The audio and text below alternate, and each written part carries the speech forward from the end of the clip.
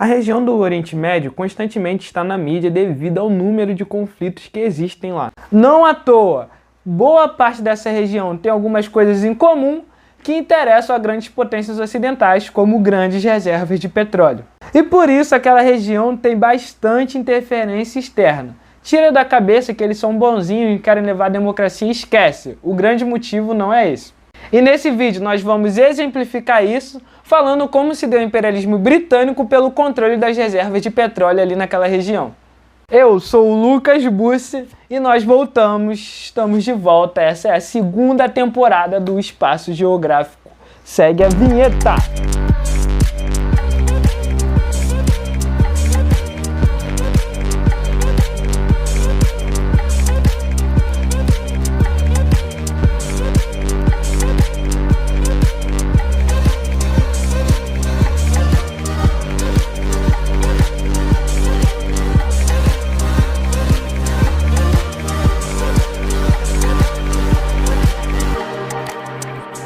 O Grande Oriente Médio é uma região que tem países da Península Arábica, do norte da África, da Ásia Meridional e da Ásia Central. Do ponto de vista econômico, é uma região diferenciada porque lá estão os países que figuram entre os principais países produtores de petróleo no mundo, como a Arábia Saudita, o Irã, o Iraque, os Emirados Árabes, Catar. Ou seja, boa parte da região está em cima de uma verdadeira caixa de petróleo. É uma torneira que tira e exporta o recurso para o mundo inteiro, filho. E por isso, aquela região, por muito tempo, vai ser a última Coca-Cola do deserto. Vai ser motivo de interferência de muita gente. Muitos impérios, sob influência dos seus grupos hegemônicos, das suas burguesias, vão influenciar os seus estados a interferirem naquela região. E nesse vídeo aqui, nós vamos falar especificamente do Império Britânico. É só a gente seguir o raciocínio. A partir da segunda Revolução Industrial, o petróleo passa a ser a principal fonte de energia que alimenta as indústrias. Então você controlar as reservas de petróleo é você controlar o comércio e o mercado industrial em escala global, filho. E aí você pega essa região, que é uma região cheia de reserva de petróleo. Mas por qual motivo eles são cheios de reserva de petróleo? Eles nasceram com esse privilégio? Eles plantaram? O que foi que aconteceu? Na verdade, nenhuma região nasce cheio de petróleo no subsolo. Eles são formados a partir da sobreposição de camadas de terra devido ao movimento da tectônica de placas. E aí toda a matéria orgânica envolvendo o resto de animais e outras coisas ficam soterradas lá no subsolo e toda uma dinâmica complexa envolvendo bactérias e tudo mais dão origem ao petróleo. E como o Oriente Médio sofreu muito com essa dinâmica da tectônica de placas, né, porque ele era uma parte ali anexada do atual continente africano, depois foi se separando, formaram várias grandes reservas de petróleo ali naquela região. E de quebra, como é uma região ali bem próxima ao mar, os sais minerais da água ajudaram a conservar o petróleo que existia no solo. Ou seja, filho, é um ambiente perfeito para nascer e conservar o petróleo. E aí o petróleo, que significa óleo de pedra, já jorrava ali, ó, faz tempo. Os persas, um grande império que dominou durante muito tempo aquela região, já utilizavam os petróleos para muita coisa desde a antiguidade. Os anos se passam e lá no século XIX o pessoal descobre que é muito mais fácil os componentes desse petróleo pegarem combustão. Mais fácil mesmo do que o carvão. E aí, ó, plim! E aí o pessoal fala, pô, vamos continuar usando carvão, mas vamos aqui agora usar também, principalmente petróleo, como você viu nos vídeos que a gente fez sobre as revoluções industriais. Se tu não viu, vê aí, né, cara? Tá dando mole. E o território onde as relações ali das indústrias estavam, eu diria que um pouco mais avançadas, era o Império Britânico. E eles pensam assim, nós temos as indústrias e os caras têm um petróleo. Então eles vão começar a olhar meio diferente para aquela região. Uma região que já tinha o seu valor geopolítico antes mesmo do petróleo, por causa da sua localização geográfica. Ela é como se fosse uma espécie de ponte que liga o mar Mediterrâneo com o subcontinente indiano, com a Ásia Central, com o norte da África, com os Cáucasos, com o Golfo Pérsico, com o Mar Negro, ou seja, é uma região que liga a várias outras regiões super importantes. Então controlar ali parte daquela região era muito importante para você controlar o comércio em escala global. Daí tiramos o motivo de um histórico de tantos conflitos ali, como a briga da França com a Inglaterra para construir o Canal de Suez, ou do Império Britânico com o Império Russo para controlar ali parte do Afeganistão. E aí, no meio dessa confusão do Império Russo com o Império Britânico e principalmente o Império Otomano, que tinha um controle de grande parte daquela região, descobrem que o petróleo era uma fonte energética muito boa para as indústrias. Então já estava um contexto meio problemático e ainda descobrem isso. É neste contexto que se inicia uma geopolítica de domínio britânico das reservas de petróleo ali na região. Os britânicos percebem que no território persa os caras tinham e utilizavam petróleo. No início do século XX, nos primeiros anos do século XX, eles começam a negociar com autoridades locais da dinastia Qajar, na época, e criam a primeira e a famosa empresa anglo-persa de extração de petróleo, atual BP, ou BP em português. Então vai ser nesse momento que os britânicos vão iniciar uma interferência um pouco mais direta ali naquela região para o controle das reservas de petróleo. É nessa hora.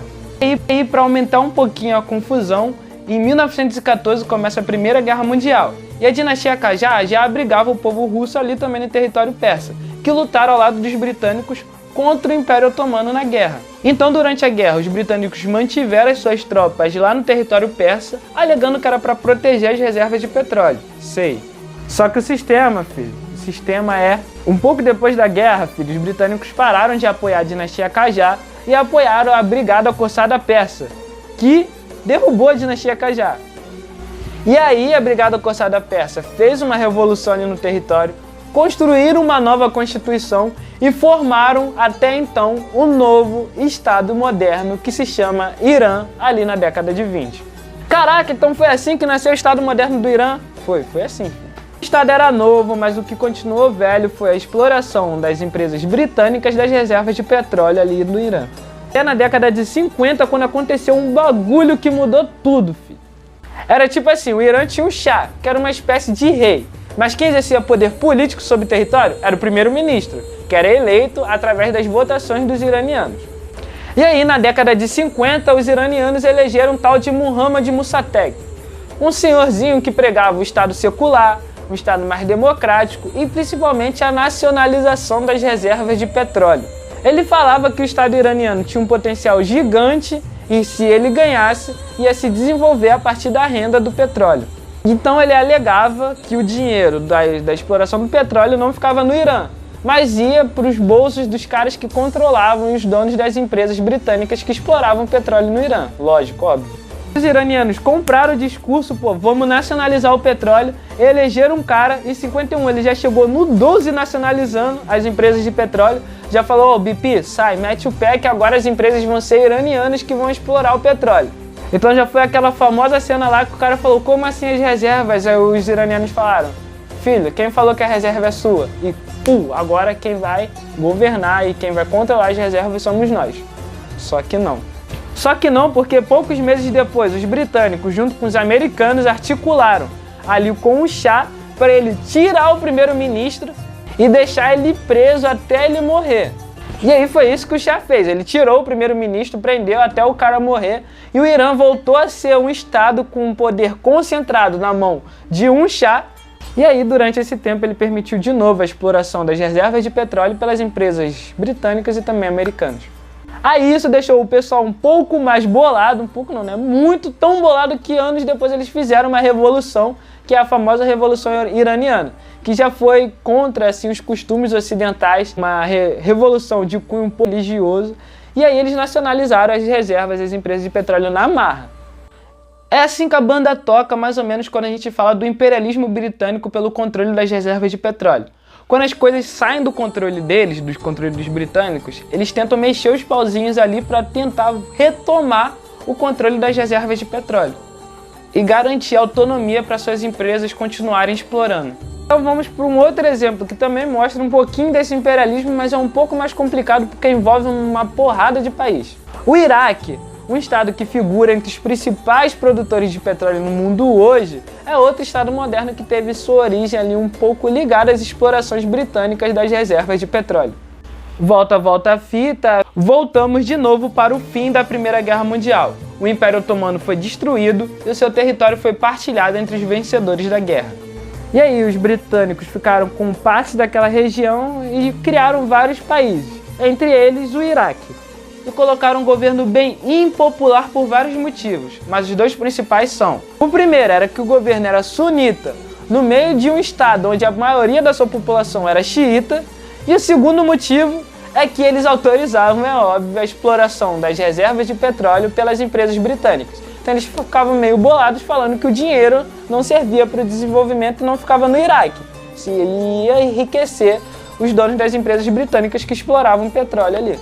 Só que os britânicos vão conseguindo ali manter o governo no meio de tanta revolta ali até meados ali da década de 50. Em 1950 rola uma série de revoluções, inclusive uma comunista, onde um governo comunista dá o golpe e assume o poder no Iraque. E aí é óbvio que entre as propostas desse governo estava a nacionalização das empresas de petróleo. E aí foi tudo que o governo, os britânicos ocidentais não queriam. Um partido comunista querendo nacionalizar o petróleo ali no Iraque. Isso no meio da Guerra Fria, onde a gente tinha um embate entre o comunismo e o capitalismo. E aí não é surpresa que esse governo tenha durado pouco. Logo depois rolou um outro golpe que muita gente fala que teve também interferência dos britânicos e dos Estados Unidos, onde uma figurinha bastante conhecida do álbum da humanidade entra em cena, o famoso Saddam Hussein. O Saddam, que também era parte da revolução anterior, ele dá o golpe e assume uma postura um pouco mais diferente. E aí ele passa a ser um pouco mais aceitável para os ocidentais. Só que ele mantém o discurso de você nacionalizar as empresas de exploração de petróleo. Só que ele era mais aceitável. Tão aceitável que quando o Iraque resolve invadir o Irã, os britânicos e os americanos, em boa parte do mundo, resolvem apoiar o Saddam Hussein. Vai lá, Saddam. No Irã tinha acabado de rolar a Revolução Iraniana, como eu disse. Então os caras lá estavam com pouca raiva dos ocidentais. Então quando o Iraque resolve falar, pô, vou invadir, geral fala, mano, invade, eu vou te apoiar, eu vou te financiar. Os americanos e os britânicos investem rios de dinheiro no Iraque, principalmente na indústria bélica, que depois vai ser usado lá, muito depois contra o Saddam Hussein. E a expectativa dos ocidentais era que depois daquela guerra rolasse alguma brechinha ali para eles voltarem a explorar, né, as reservas de petróleo ali no Irã ou em alguma região ali próxima. A guerra não dá em nada. Os países continuam na mesma do início da guerra, só que o Iraque sai muito mais ferrado economicamente, devendo a Deus e o mundo. Aí depois dessa guerra, num contexto de várias crises, o Saddam Hussein ele fala, pô, cara, o Kuwait ali, um país vizinho do Iraque, é um país que devia fazer parte do Iraque por causa da história do povo iraquiano, a história de Bagdá e tudo mais.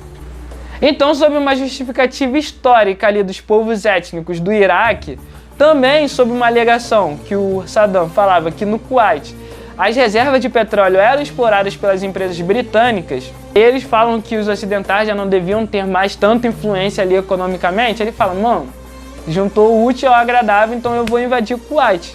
Então, sob justificativa ali étnico-cultural, mas também econômica, o Iraque vai e invade o país vizinho, Kuwait, e a gente tem a famosa guerra. E aí, nessa guerra, os britânicos e os americanos vão negociar com a Arábia Saudita para eles enviarem as tropas. A gente vai ter a famosa Guerra do Golfo, que eu acho que o final todo mundo já sabe. Mas nem tudo foi só briga e confusão para os britânicos ali naquela região. A Arábia Saudita, por exemplo, é um país que é como se fosse uma empresa privada da família Saúde, que era um grupo árabe que foi apoiado pelos britânicos desde a Primeira Guerra Mundial, quando eles queriam derrubar o Império Otomano para formar um Estado árabe. E aí, depois do fim da Primeira Guerra Mundial, quando o Império Otomano foi derrotado, os Saúde formaram a Arábia Saudita. Por isso, a Arábia Saudita dos Saúde. Arábia, o país árabe, Estado árabe, Saúde de sauditas. E aí, a família Saúde formou uma monarquia que administrava o território da Arábia Saudita e permitiu a exploração dos britânicos e dos americanos das reservas dos seus petróleos, das suas reservas de petróleo. E aí, como eles permitiram a exploração britânica e americana do seu petróleo, eles ganharam carta branca para cometer um monte de crime contra a humanidade e não ter nenhuma interferência ocidental falando que estão ali pela democracia. E então esse papo aí de nego ser contra ditaduras ou governos que são contra a humanidade, isso é balela, porque eles faziam vista grossa para as coisas que aconteciam ali dentro da Arábia Saudita, já que eles permitiam a sua exploração de petróleo. E eu tô falando da Arábia Saudita, que é o segundo maior produtor de petróleo do mundo hoje. Mas a gente teve situações parecidas ali, como no Emirados Árabes Unidos, no Catar em outros lugares. Então, galera, foi isso. Eu espero que vocês tenham compreendido como funciona ali o imperialismo, né? No caso, o controle dos britânicos, da burguesia britânica, pelas reservas de petróleo ali no Grande Oriente Médio. Tem, lógico, como eu sempre falo, tem muita coisa para falar ainda, mas vamos tentar falar isso em outros vídeos. Então não se esquece de se inscrever no canal, de curtir, de dar like, de comentar para impulsionar, de compartilhar com todos os seus amigos e acompanha aí que nós voltamos ao Espaço Geográfico, segunda temporada, tamo junto!